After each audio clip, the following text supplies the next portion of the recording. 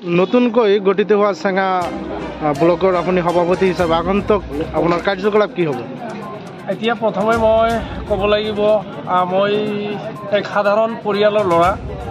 তাত মোক চেঙা ব্লক কংগ্ৰেছৰ সভাপতি হিচাপে নিযুক্তি দিয়াৰ কাৰণে মই প্ৰথমেই মোৰ অধিক শ্ৰদ্ধা জনাইছোঁ আমাৰ অসম প্ৰদেশ কংগ্ৰেছৰ এক আপোচবিহীন যুঁজাৰু সভাপতি শ্ৰীযুত ভূপেন কুমাৰ বৰা ডাঙৰীয়ালৈ।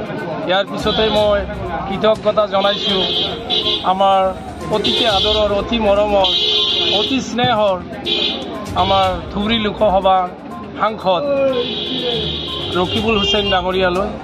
ইয়াৰ পিছতে মই আমাৰ অসম প্ৰদেশ কংগ্ৰেছৰ কাৰ্যকৰী সভাপতি জাকিৰ হুছেইন চিকদাৰ ডাঙৰীয়ালৈ। এতিয়া আমি আগবাঢ়িব লাগিব। আমি আগন্তুক দিনত ভালকৈ এক যুদ্ধংদেহী মনোভাৱ লৈ আমি কাম কৰিব লাগিব।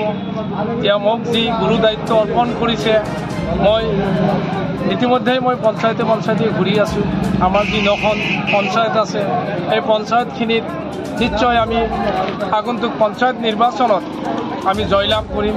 এই ক্ষেত্ৰত ৰাইজৰো এক বিপুল সঁহাৰি পাইছোঁ। তেওঁলোকে নিশ্চয় আগন্তুক দিনত আমাৰ পঞ্চায়তখিনি আমাৰ প্ৰাৰ্থীক জয়লাভ কৰাৰ ক্ষেত্ৰত এক পূৰ্ণাংগ ভূমিকা ল'ব।